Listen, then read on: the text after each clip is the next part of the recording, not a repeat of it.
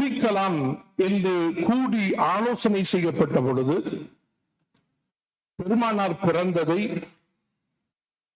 பெருமானார் ஸல்லல்லாஹு அலைஹி வஸல்லம் அவர்கள் இந்த உலகை விட்டு மறைந்ததை, பெருமானாருக்கு நபித்துவம் வழங்கப்பட்ட அந்த தினத்தை, இந்த ஆலோசனைகள் எல்லாம் சொல்லப்பட்ட பொழுது பெருமானார் வாழ்விலும் இஸ்லாத்தின் வளர்ச்சியிலும் மிக பெரும் திருப்புமுனையாக அமைந்த ஹிஜ்ரத்தை அடிப்படையாக வைத்து இஸ்லாமிய ஆண்டை துவக்கலாம் என்கிற ஆலோசனையை ஹஜ்ரத் உமர் ரலியல்லாஹு தஆலா அன்ஹு அவர்கள் முடிவெடுக்கிறார்கள்.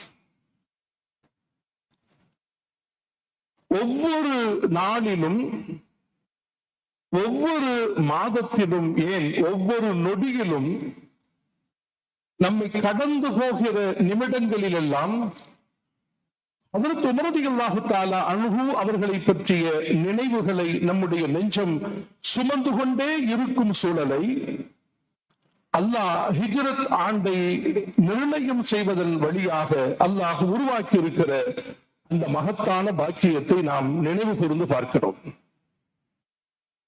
பெருமானார் ஸல்லல்லாஹு அலைஹி வஸல்லம் அவர்கள் மறைந்து 6 வருடங்கள் கழிந்து ஹஜ்ரத் உமர் ரலியல்லாஹு தஆலா அன்ஹு அவர்கள் பொறுப்பெடுக்கிறார்கள். இஸ்லாத்தின் பல முன்னோடியான செயல்களுக்கு ஹஜ்ரத் உமர் ரலியல்லாஹு அவர்கள் தான் முதற் காரணமாக இருந்திருக்கிறார்கள். வரலாற்றில் பார்க்கிறோம். அவர்களை பற்றி ஒரு சின்ன அறிமுகத்தை நாம் தெரிந்து கொள்வது அவசியம் என்று நான் கருதுகிறேன். மக்காவில் மிகவும் பிரபல்யமாக இருந்த அத்தி குடும்பத்தை சார்ந்தவர்கள் ஹஜ்ரத் உமர் ரலியல்லாஹு அவர்கள். பெருமானார் ஸல்லல்லாஹு அலைஹி வஸல்லம் அவர்களுக்கு 10 வயது இளமை வயதை கொண்டவர்கள் ஹஜ்ரத் உமர் ரலியல்லாஹு அவர்கள். மக்காவின் குடும்பங்களில் சஃபாரா என்கிற அயல்நாட்டு தூது செய்திகளை, குடும்பங்களுக்கு மத்தியில் பஞ்சாயத்துகளை சரி செய்து வைக்கிற மிக பெரும் பொறுப்பில் ஹஜ்ரத் உமர் ரலியல்லாஹு அன்ஹுவுடைய குடும்பம் இருந்தது என்பதையும் வரலாறுகளில் நாம் வாசிக்க முடிகிறது. மிக குறைந்த அளவில் எழுத படிக்க தெரிந்தவர்களில் ஹஜ்ரத் உமர் ரலியல்லாஹு தஆலா அன்ஹு அவர்களும் ஒருவராக இருந்தார்கள். இயல்பில் திடகாத்திரமான உடல், ஆஜானுபாகுவான தோற்றம், விளையாட்டுகளில் மல்யுத்தம் போன்ற விளையாட்டுகளில் அவர்களுக்கு ஒரு தனித்துவமான தன்மை இருந்திருக்கிறது. எல்லாவற்றையும் விடவும் ஹஜ்ரத் உமர் ரலியல்லாஹு அவர்களுக்குரிய தனிச்சிறப்பு என்று யோசித்து பார்த்தால், இஸ்லாமிய வாழ்வை ஹஜ்ரத் உமர் ரலியல்லாஹு அவர்கள் துவங்கியதும் தொடர்ந்ததும் பெருமானார் ஸல்லல்லாஹு அலைஹி வஸல்லத்தினுடைய பிரார்த்தனை அதன் பின்னணியில் இருந்தது. மக்காவில் உமர் என்கிற பெயரில் எப்படி உமர் ரலியல்லாஹு அவர்கள் இருந்தார்களோ அதுபோல மிகவும் பிரபல்யமாக இருந்த இஸ்லாத்தின் மிக பெரும் எதிரியாக வாழ்ந்து அடையாளம் தரப்பட்டிருக்கிற அபூ ஜஹலுக்கும் உமர் என்கிற பெயர் இருந்தது.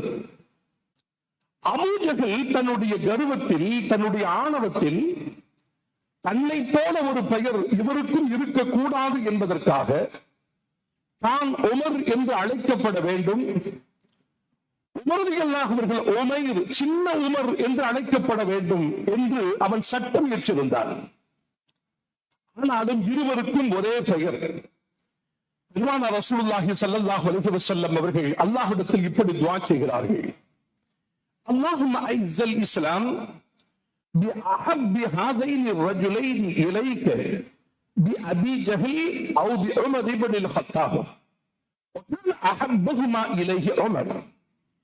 அல்லாஹ்விடத்தில் எப்படி துஆ செய்கிறார்கள் பாருங்கள். யா அல்லாஹ், வளர்ந்து கொண்டிருக்கிற இந்த இஸ்லாமிய மார்க்கத்தை உமரை கொண்டோ அல்லது அபூ ஜஹலை கொண்டோ, 2 உமர்களில் ஒரு உமரை கொண்டு இந்த மார்க்கத்தை நீ கண்ணியப்படுத்துவாயாக, இந்த மார்க்கத்திற்கு வலிமை தருவாயாக என்று பெருமானார் துஆ செய்கிறார்கள்.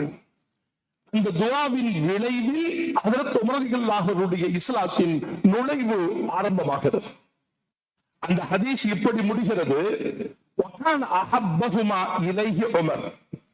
உனக்கு பிரியமான இரண்டு பெயரில் ஒருவரை இஸ்லாத்திற்குள் நுழைய விடு என்று பெருமானார் அவர்கள் கேட்கிறார்கள். ஆனால் அல்லாஹ்விற்கு பிரியமாக அபூ ஜஹல் இல்லை, இந்த உமர் தான் இருந்தார் என்று இந்த வரலாற்று குறிப்பை சொல்கிற மாமனிதர்கள் குறிப்பிடுவதை பார்க்கிறோம். பெருமானார் ஸல்லல்லாஹு அலைஹி வஸல்லம் அவர்கள் கேட்டு கிடைத்த பெருஞ்செல்வம் யார்? ஹஜ்ரத் உமர் ரலியல்லாஹு தஆலா அவர்கள். உமர் ரலியல்லாஹு அவர்கள் இஸ்லாத்தை தழுவியவுடன் இந்த இஸ்லாத்திற்கு ஒரு மறுமலர்ச்சி ஏற்பட்டது என்று சொல்ல வேண்டும். பயந்து பயந்து, ஒளிந்து ஒளிந்து, மறைந்து மறைந்து மார்க்கத்தின் ஒவ்வொரு செயல்களையும் செய்து வந்த பெருமானாரும் அவர்களுடைய தோழர்களும் ஹஜ்ரத் உமர் ரலியல்லாஹு அவர்களுடைய இஸ்லாத்தின் நுழைவிற்கு பின்னால் கம்பீரமாகவும் கௌரவமாகவும் வெளிப்படையாகவும் மார்க்கத்தின் கட்டளைகளையும் சட்டங்களையும் செயல்பாடுகளையும் செய்வதற்கான துணிச்சல் அவர்களுக்கு பிறந்தது. ஹதீஸ்களிலே பார்க்கிறோம், தாருல் அர்கம் ரலியல்லாஹு தஆலா அன்ஹு அவர்களுடைய வீட்டில் பெருமானார் ரசூலுல்லாஹி ஸல்லல்லாஹு அலைஹி வஸல்லம் அவர்களும் அவர்களுடைய தோழர்களும் அமர்ந்திருக்கும் சூழலில் தான் ஹஜ்ரத் உமர் ரலியல்லாஹு தஆலா அவர்கள் ஒரு கட்டத்தில் வருகிறார்கள். இஸ்லாத்தில் இணைந்து சில நாட்கள் கழிந்து தாருல் அர்கம் ரலியல்லாஹு அன்ஹுடைய வீட்டிற்கு பெருமானார் அவர்களுடைய தோழர்களும் இருக்கிற பொழுது ஹஜ்ரத் உமர் ரலியல்லாஹு அவர்கள் வருகிறார்கள். வந்து கேட்கிறார்கள், ஏன் இப்படி மறைந்து ஒளிந்து மார்க்கத்தின் கடமைகளை ஏன் இவ்வளவு சிரமத்தோடு நாம் செய்து கொண்டிருக்க வேண்டும்? லஸ்னா அலல் ஹக்கி யா ரசூலல்லாஹ், நாம் சத்தியத்தின் மீது தான் இருக்கிறோம், நாம் சத்தியத்தின் மீது தான் இருக்கிறோம், ஏன் இப்படி பயந்து நடுங்கிக் கொண்டிருக்க வேண்டும்? வெளிப்படையாக மார்க்கத்தின் கடமைகளையும் கட்டளைகளையும் நாம் செயல்படுத்தினால் என்ன என்று ஹஜ்ரத் உமர் ரலியல்லாஹு தஆலா அன்ஹு அவர்கள் பெருமானாரிடத்தில் கேட்டு, இதற்கிடையில் நாம் அந்த சம்பவத்தின் நினைவுகளை யோசித்து பார்த்தால் ஹஜ்ரத் உமர் ரலியல்லாஹு தஆலா அவர்கள் இஸ்லாத்தில் இணைந்தவுடன் இங்க இருக்கிற நபி தோழர்கள் ஓங்கி முழங்கிய தக்பீரில் அந்த அரங்கம் அதிர்ந்தது. அல்லாஹு அக்பர், அல்லாஹு அக்பர் என்கிற தக்பீர். ஹஜ்ரத் உமர் ரலியல்லாஹு அன்ஹுடைய இஸ்லாத்தின் வருகை என்பது எவ்வளவு பெரும் புத்துணர்ச்சியையும் புது நம்பிக்கையையும் அவர்களின் உள்ளத்தில் கொடுத்தது என்றால், இனி இஸ்லாம் வளர்ச்சி தான் அடையும், வளர்ச்சியின் பாதையில் தான் இஸ்லாம் பயணிக்கும் என்கிற நம்பிக்கை எல்லோரின் இதயத்திலும் துளிர்க்க ஆரம்பித்து விட்டது. பெரும் தக்பீர். அன்பிற்குரியவர்களே, தாருல் அர்கம் ரலியல்லாஹு அவருடைய வீட்டில் ஹஜ்ரத் உமர் ரலியல்லாஹு அவர்கள் இப்படி உரையாடியதற்கு பின்னால் 3 நாளுக்கு முன்னால் இஸ்லாத்தை தழுவிய ஹம்ஸா ரலியல்லாஹு அவர்கள் ஒரு அணியிலும் தன்னை இன்னொரு அணியிலும் 2 சப்புகளாக அமைத்துக் கொண்டு பெருமானாரை நடுவில் அமர்த்திக் கொண்டு ஹஜ்ரத் உமர் ரலியல்லாஹு அவர்கள் காபாவை நோக்கி வருகிறார்கள். இந்த காட்சியை யோசித்து பாருங்கள். நடுநாயகமாக அண்ணல் முஹம்மது ஸல்லல்லாஹு அலைஹி வஸல்லம் அவர்கள், வலதுபுறத்தில் ஹம்ஸா ரலியல்லாஹு அன்ஹுடைய படை இருக்கிறது, இடதுபுறத்தில் ஹஜ்ரத் உமர் ரலியல்லாஹு அன்ஹுடைய படையில் அணிவகுத்து இருக்கிற தோழர்கள் இருக்கிறார்கள். மிகவும் கம்பீரமாக தாருல் அர்கம் ரலியல்லாஹு அன்ஹுடைய வீட்டிலிருந்து காபாவை நோக்கி அந்த படை, அந்த ஒரு சிறுபடை, இஸ்லாத்தின் அணியில் இணைந்திருக்கிற அந்த பெரும் படை அணிவகுத்து வருகிற அந்த காட்சியை பார்த்து நெகிழ்ந்து மகிழ்ந்து மிகுந்த பரவசத்தோடு தான் அந்த நேரத்தில் பெருமானார் அவர்கள் ஹஜ்ரத் உமர் ரலியல்லாஹு அவர்களுக்கு பெயர் வைக்கிறார்கள். இன்னக அல் ஃபாரூக், உமர், நீங்கள் இன்றிலிருந்து ஃபாரூக் என்று அழைக்கப்படுகிறீர்கள். ஃபாரூக் என்றால் என்ன பொருள் தெரியுமா? சத்தியம் எது, அசத்தியம் எது, நன்மை எது, தீமை எது என்று பிரித்தறியும் பகுத்தறிவில் மேலாண்மை கொண்டவர் என்கிற பெயரை ஹஜ்ரத் பெருமானார் ரசூலுல்லாஹி ஸல்லல்லாஹு அலைஹி வஸல்லம் அவர்கள் ஹஜ்ரத் உமர் ரலியல்லாஹு அவர்களுக்கு சூட்டுகிறார்கள். அன்பிற்குரியவர்களே, உமர் ரலியல்லாஹு அவர்கள் இத்தோடு நிற்கவில்லை. மிக பெரும் வீரன் என்றும் மிக பெரும் அட்டூழியம் புரிபவன் என்றும் அதிகாரம் செய்பவன் என்றும் அடையாளம் தரப்பட்டிருந்த அபூ ஜஹலின் வீட்டிற்கு நேரடியாக சென்றார்கள். சென்று அவனுடைய வீட்டின் கதவை தட்டுகிறார்கள். அபூஜஹல் வாசல் வந்து நிற்கிறான். சொன்னார்கள், நான் இஸ்லாத்தை தழுவிவிட்டேன். எவ்வளவு துணிச்சல் தெரியுமா, எவ்வளவு பகிரங்கம் தெரியுமா, எவ்வளவு வெளிப்படையான இஸ்லாமிய வாழ்வு தெரியுமா. அவனை கண்டு மக்க நகரத்து மக்கள் அஞ்சியும் நடுங்கியும் கொண்டிருந்த அந்த சூழலில் தன்னுடைய இஸ்லாத்தின் வருகையை அவனுடைய வீடு சென்று தேடி சென்று கதவு தட்டி தன்னுடைய இஸ்லாத்தின் நுழைவை ஹஜ்ரத் உமர் ரலியல்லாஹு அவர்கள் பிரகடனப்படுத்துகிறார்கள் என்றால் அவர்களுடைய நேற்றம் எவ்வளவு விசாலமாகவும் எவ்வளவு விரிவாகவும் இருந்தது என்பதைத்தான் நாம் இங்கே பார்க்கிறோம். பெருமக்களே, ஹதீஸ்களிலே வருகிறது, ஒரு சஹாபி அறிவிக்கிறார்கள், ஹஜ்ரத் உமர் ரலியல்லாஹு தஆலா அன்ஹு அவர்கள் இஸ்லாத்தில் நுழைந்தது அரபுலக மக்களுக்கு பெரும் அதிர்ச்சி என்றால் வானலோக வானவர்களுக்கு மிக பெரும் மகிழ்ச்சியாக இருந்தது. ஹதீஸில் வருகிறது, நஸல ஜிப்ராயில் அலைஹிஸ்ஸலாத்து வஸ்ஸலாம் அவர்கள் பெருமானாரிடத்தில் வந்தார்கள். வந்து சொன்னார்கள், ஃபகால் யா முஹம்மத் லகத் இஸ்தப்ஷர அஹ்லுஸ் ஸமாஇ பிஇஸ்லாமி உமர். உமர் ரலியல்லாஹு அவர்கள் இஸ்லாத்தில் வந்ததன் காரணமாக வானத்தில் உள்ள வானவர்கள் எல்லாம் மிகுந்த மகிழ்ச்சியோடு இருக்கிறார்கள். அன்பிற்குரியவர்கள், எவ்வளவு பெரும் அங்கீகாரம் பாருங்கள். ஒரு மனிதர் இஸ்லாத்தில் நுழைகிறார், அந்த நுழைவு வானவர்களை மகிழ்ச்சிப்படுத்துகிறது. வானவர்களை மகிழ்ச்சிப்படுத்திய செய்தி அண்ணல் முஹம்மது ஸல்லல்லாஹு அலைஹி வஸல்லம் அவர்களுக்கு அறிவிக்கப்படுகிறது என்றால் எவ்வளவு பெரும் ஆளுமை ஹஜ்ரத் உமர் ரலியல்லாஹு தஆலா அன்ஹு என்று நாம் புரிந்து கொள்ள வேண்டும். இந்த உலகத்தில் வந்து போகிறவர்கள் இருக்கிறார்கள், சிலர்தான் வாழ்ந்து போகிறார்கள். வந்து போகிறவர்களுக்கும் வாழ்ந்து போகிறவர்களுக்கும் மிக பெரும் வேறுபாடும் வித்தியாசமும் இருக்கிறது. வந்தவர்கள் எதற்கு வந்தார்கள் தெரியாது, ஏன் வந்தார்கள் தெரியாது. அவர்கள் மறைந்ததும் கூட மிக பெரும் பாதிப்பை ஏற்படுத்தி இருக்காது. ஆனால் வாழ்ந்து போகிறவர்கள் இருக்கிறார்களே, அவர்கள் தான் வரலாற்றில் இடம் பிடிக்கிறார்கள். ஹஜ்ரத் உமர் ரலியல்லாஹு தஆலா அன்ஹு அவர்கள் வரலாற்றில் இடம் பிடித்த மகத்தான ஆளுமையாக இருந்தார். அவர்களின் ஒவ்வொரு நிமிடமும் இஸ்லாத்தில் வந்ததற்கு பின்னால் அவர்களின் ஒவ்வொரு அசைவுகளும் ஒவ்வொரு நிமிடங்களும் பாதுகாக்கப்பட்டிருந்தன.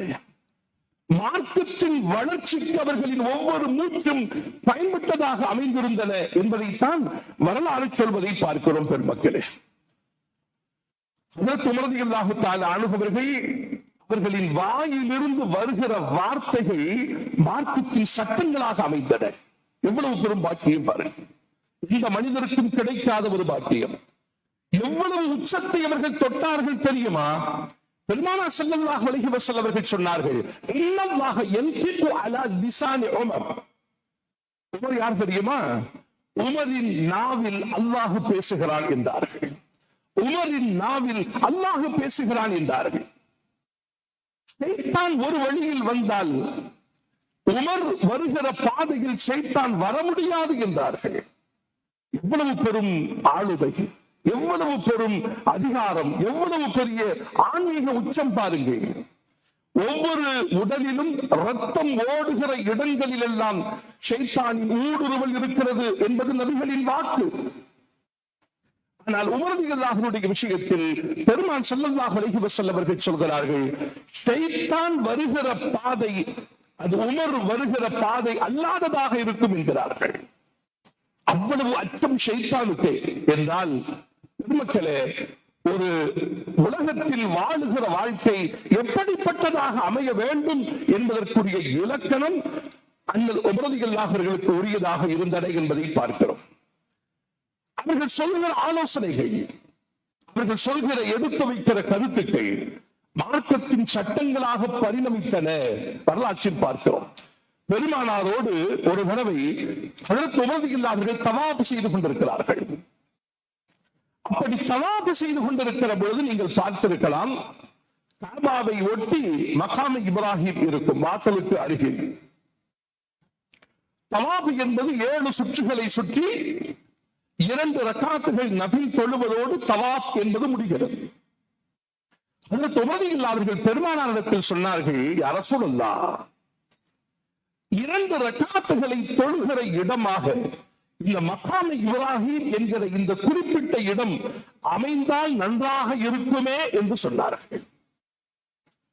எங்களின் உள்ளத்தில் உதித்த கருத்தை பெருமானாரிடத்தில் பகிர்ந்து கொள்கிறார்கள் ஹஜ்ரத் உமர் ரலியல்லாஹு அவர்கள். என்ன ஆச்சரியம் தெரியுமா? சற்று நேரத்தில் குர்ஆனில் இப்படி ஒரு ஆயத்து இறங்கியது, வத்தஹிது மின் மகாம் இப்ராஹிம் முஸல்லா. மகாம் இப்ராஹிமை நபியே நீங்கள் தொழும் இடமாக ஆக்கிக் கொள்ளுங்கள்.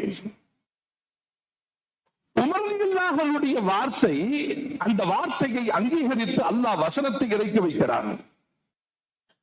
உமர் ரலியல்லாஹு அவர்களை சொல்கிறார்கள், இறைவன் இறக்குகிற வசனங்களின் கருத்துக்கு நேராக என்னுடைய வார்த்தைகள் பல இடங்களில் அமைந்திருக்கின்றன. அது மாத்திரமல்ல, வரலாற்றில் பார்க்கிறோம், பெருமானாரின் வீட்டிற்கு வருகிறார்கள். ஒரு நாள் பெருமானாரிடத்தில் பேசுகிறார்கள், யா ரசூலல்லாஹ், இஸ்லாம் கொஞ்சம் கொஞ்சமாக வளர்ந்து கொண்டிருக்கிறது. மறைந்து ஒளிர்ந்து ஒளிர்ந்து தயங்கி தயங்கி வளர்ந்து கொண்டிருந்த இஸ்லாம் மிக பெரும் வளர்ச்சியை நோக்கி அது பயணித்துக் கொண்டிருக்கிறது. உங்களை பார்ப்பதற்கு பலர் வருகிறார்கள். அப்படி வருபவர்களில் நல்லவர்களும் இருக்கக்கூடும், தீயவர்களும் இருக்கக்கூடும். வீட்டில் நீங்கள் இருக்கிற பொழுது உங்களுடைய துணைவிமார்கள், நம்முடைய அன்னைமார்கள், வீட்டில் அவர்கள் இருக்கிற பொழுது வருகிற நபர்களாலே, பார்வைகளாலே சில பிரச்சனைகள் ஏற்படுவதற்கு வாய்ப்பு இருக்கிறது. எனவே பர்தாவினுடைய அமைப்பில் பெண்கள் இருந்தால் நன்றாக இருக்குமே என்கிற ஒரு கருத்தை ஹஜ்ரத் உமர் ரலியல்லாஹு தஆலா அவர்கள் பெருமானாரிடத்தில் பேசுகிறார்கள். அன்பிற்குரியவர்களை ஞாபகம் வையுங்கள், அல்லாஹ் பர்தாவுடைய வசனத்தை இறக்கி வைக்கிறான். அதற்கு முன்பு பர்தாவினுடைய சட்டங்கள் இல்லை, அந்த சிஸ்டங்கள் இல்லை.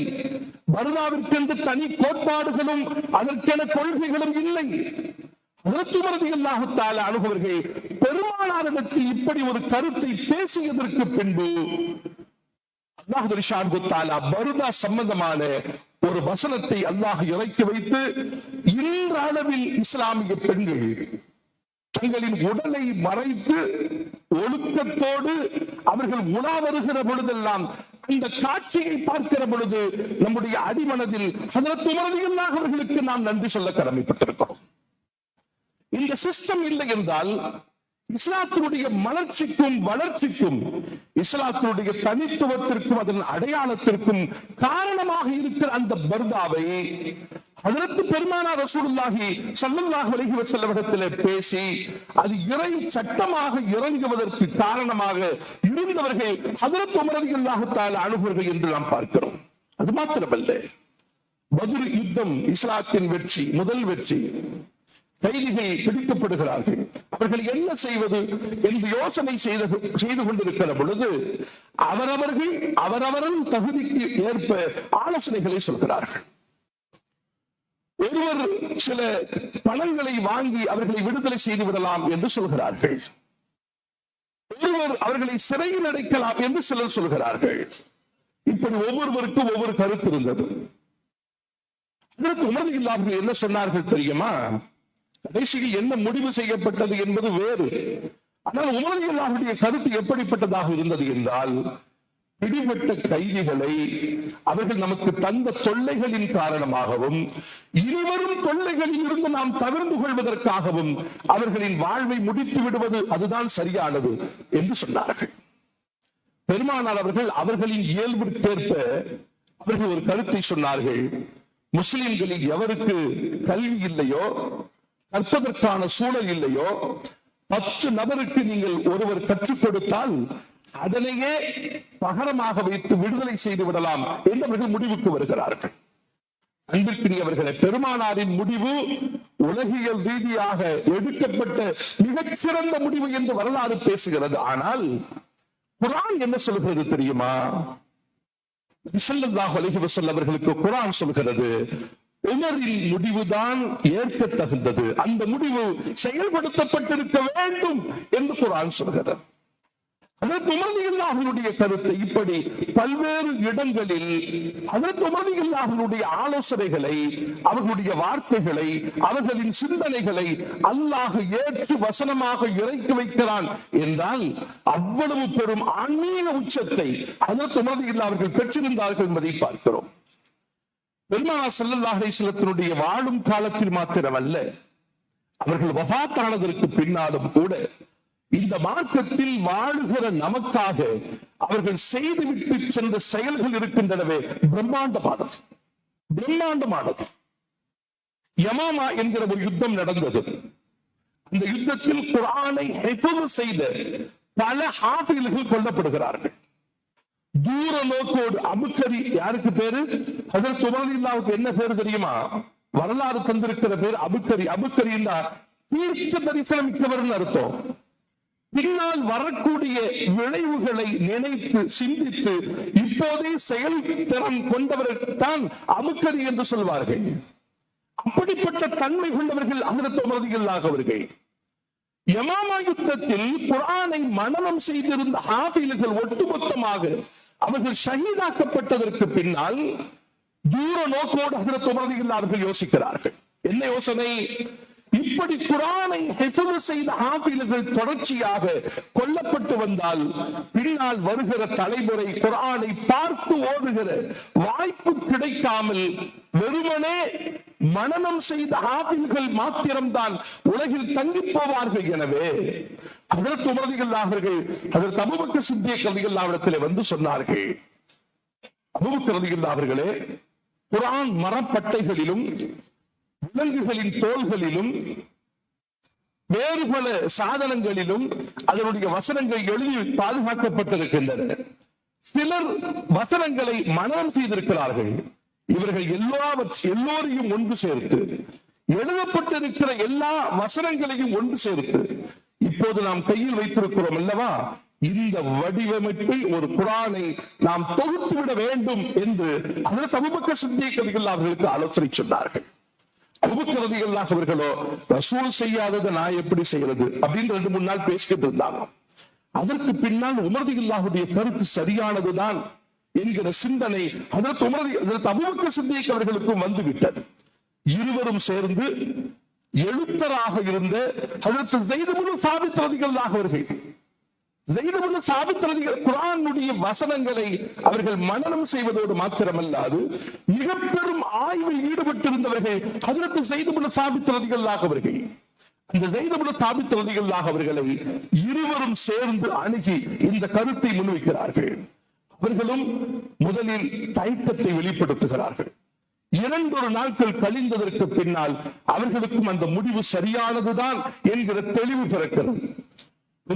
பெருமக்களே, ஒவ்வொரு பள்ளிகள் தோறும் லட்சக்கணக்கான பள்ளிகள், இந்த பள்ளிகளில் அழகுபடுத்துகிற அந்த மிஹ்ராபுகளில் அல்லது அதனுடைய வரிசைகளில், அலமாரிகளில் மிகவும் அழகு வாய்ந்த நிலையில் குர்ஆன்கள் அடுக்கி வைக்கப்பட்டிருக்கிற காட்சிகளை நாம் பார்க்கிறோம். ஒவ்வொருவரின் வீடுகளிலும் குர்ஆன் இருப்பதை பார்க்கிறோம். உலகத்தில் லட்சக்கணக்கான ஹாஃபில்கள் இருக்கிறார்கள். ஒவ்வொரு மதரசாக்களும் மிகச்சிறந்த முறையில் நடைபெற்று வருகின்றன. இந்த வடிவில் நாம் பார்க்கிற இந்த குர்ஆன் உருவாகுவதற்கு யார் காரணமாக இருந்தார்கள் என்றால் ஹஜ்ரத் உமர் ரலியல்லாஹு தஆலா. நாம் ஞாபகம் செய்ய வேண்டுமா இல்லையா? அவர்களுக்காக நாம் துஆ செய்ய கடமைப்பட்டு இருக்கிறோமா இல்லையா? பெருமானாரின் காலத்தில் இந்த வடிவமைப்பில் இல்லாத ஒரு குர்ஆனை சமுதாயத்தின் நன்மைக்காக தூர நோக்கோடு சிந்தித்து செயல்படுத்திய மகத்தான ஆளுமையாக ஹஜ்ரத் உமர் ரலியல்லாஹு தஆலா அன்ஹுவர்கள் இருந்தார்கள் என்பதை பார்க்கிறோம். ரமலானுடைய காலங்களில் தராவீஹுடைய தொழுகை 20 ரக்காத்துகளை நாம் தொழுகிறோமா? அதன் பின்னணியில் ஹஜ்ரத் உமர் ரலியல்லாஹு அவர்களுடைய அந்த அறிவும் அவர்களின் தெளிவும் இருக்கிறது என்பதை புரிந்து கொள்ள வேண்டும். பெருமானாருக்கு பின்னால் அபூபக்கர் ரலியல்லாஹு அவர்கள் முதல் கலீஃபா இருந்தால், 2வது கலீஃபாவாக ஹஜ்ரத் உமர் ரலியல்லாஹு தஆலா அவர்கள் இருக்கிறார்கள். அஷ்ரத்துல் முபஷ்ஷரா, சொர்க்கம் கொண்டு நன்மாராயம் சொல்லப்பட்ட 10 நபர்களில் ஹஜ்ரத் உமர் ரலியல்லாஹு தஆலா அவர்கள் இருக்கிறார்கள். பெருமானார் எப்படி இந்த உலகில் 63வது வயதில் இறந்து போனார்களோ, வஃபாத்தானார்களோ, அதுபோல் 63வது வயதில் இந்த உலகை விட்டும் பிரிந்தவர்கள் ஹஜ்ரத் உமர் ரலியல்லாஹு தஆலா அவர்கள். ஹஜ்ரத் உமர் ரலியல்லாஹுடைய ஆட்சி காலத்தில் தான் இஸ்லாமிய ஆட்சியின் பரப்பளவு விரிந்திருந்தது. எவ்வளவு தெரியுமா? 22.5 லட்சம் சதுர மைல்கள். 22.5 லட்சம் சதுர மைல்களை, அந்த பரப்பளவு கொண்ட பூமியை ஆட்சி செய்கிற மகத்தான ஒரு பேர் ஆளுமையாக ஹஜ்ரத் உமர் ரலியல்லாஹு தஆலா அவர்கள் இருந்தார்கள். அவர்களுடைய காலத்தில் தான் சிறியதும் பெரியதுமான 2000 வெற்றிகள் இஸ்லாத்திற்கு கிடைத்தன. அவர்களது காலத்தில் தான் உலகின் பல பாகங்களிலும் 2000 மஸ்ஜிதுகள் கட்டப்பட்டன. ரோமாபுரியும் பாரசீகமும் ஹஜ்ரத் உமர் ரலியல்லாஹு தஆலா அவர்களுடைய காலத்தில் தான் வெற்றி கொள்ளப்பட்டன என்பதை நாம் பார்க்கிறோம். பெருமக்கள், இவ்வளவு மகத்தான ஆளுமையாக ஹஜ்ரத் உமர் ரலியல்லாஹு தஆலா அவர்கள் இருந்திருக்கிறார்கள் என்பதை பார்க்கிறோம். இந்த உலகில் பெருமானாரோடு வாழ்ந்து, பெருமானாரோடு உரையாடி, பெருமானாருக்கு கருத்து சொல்லி, பெருமானாரின் மீது பேரன்பு கொண்ட ஹஜ்ரத் உமர் ரலியல்லாஹு தஆலா அவர்கள் இறக்கிற பொழுது ஒரு மஜூசியினாலே அவர்கள் குத்தப்படுகிறார்கள். குத்தப்பட்டு கொலையீரும் குற்றையீருமாக இருக்கிற பொழுது தொழுகை நேரம் வந்துவிட்டதா என்று மயக்கம் தெளிந்ததும் கேட்கிறார்கள். தன்னுடைய மகனை அழைத்து ஆயிஷா ரலியல்லாஹு தஆலா அவர்களிடத்திலே, பெருமானார்கள் எங்கே அடக்கம் செய்யப்பட்டிருக்கிறார்களோ அதற்கு பக்கத்தில் நான் அடக்கம் செய்யப்பட வேண்டும், அதற்கான அனுமதியை ஆயிஷாவிடத்தில் போய் கேட்டுவா. இந்த அனுமதியை கோருகிற பொழுது எப்படி கேட்க வேண்டும் தெரியுமா? ஹலீஃபா உமர் என்று கேட்காது, பெருமானாரின் அடிமை கேட்பதாக போய் கேள். பெருமானாரின் அடிமை கேட்பதாக போய் கேள். ஆயிஷா ரலியல்லாஹு தஆலா அவர்கள் பெருமனதோடு தங்களின் வீட்டில் அவர்களின் துணைவராக இருந்த பெருமானாரும் அவர்களுடைய தந்தையாக இருந்த ஹஜ்ரத் அபூபக்கர் சித்திக் ரலியல்லாஹு அவர்களும் அங்கே அடக்கம் செய்யப்பட்டிருக்க, அதற்கு பக்கத்தில் ஹஜ்ரத் உமர் ரலியல்லாஹு அவர்கள் அடக்கம் செய்யப்படுகிறார்கள். இந்த உலகத்திலும் இணைந்து இருந்தவர்கள் அடக்கத்திலும் இணைந்திருக்கிறார்கள். நாளை மறுமையில் பெருமானார்கள் ஒரு கட்டத்தில் சொன்னார்கள், ஹஜ்ரத் அபூபக்கரையும் ஹஜ்ரத் உமர் ரலியல்லாஹு அவர்களையும் பக்கத்தில் வைத்து சொன்னார்கள், இப்படித்தான் நாங்கள் நாளை மறுமையிலும் எழுப்பப்படுவோம் என்று சொன்னார்கள். அன்பிற்குரியவர்களே, ஒரு மகத்தான் ஆளுமையாக இந்த உலகத்தில் வாழ்ந்து மறைந்தவர்கள் ஹஜ்ரத் உமர் ரலியல்லாஹு அவர்கள். அவர்களை நன்றியோடு நினைத்து பார்க்கிற கடமை சமுதாயத்தின் எல்லா மக்களுக்கும் இருக்கிறது. அல்லாஹ் ஸுப்ஹானஹு வ தஆலா அவர்களையும் அவர்களின் வாயிலாக இந்த சமூகத்திற்கு கிடைத்த நன்மைகளையும் அனுபவித்துக் கொண்டிருக்கிற நாம் நன்றியோடு நாம் இருப்போம். அவர்களின் விஷயத்தில் அல்லாஹ் ஸுப்ஹானஹு வ தஆலா அவர்களின் பொருட்டினால் நம்முடைய வாழ்வு மலர வேண்டும், மகிழ்ச்சியாக அமைய வேண்டும். அல்லாஹ்விற்கெல்லாம் தௌஃபீக் செய்வானாக. வாய்ப்பளித்தமைக்கு பள்ளியின் நிர்வாகத்திற்கு நன்றி கூறி, ஹஜ்ரத் அவர்களுக்கும் நன்றி கூறி என் உரையை நிறைவு செய்கிறேன். வாஹிரு தஅவானா அனில் ஹம்துலில்லாஹி ரப்பில் ஆலமீன். அஸ்ஸலாமு அலைக்கும் வ ரஹ்மத்துல்லாஹி வ பரகாத்துஹு.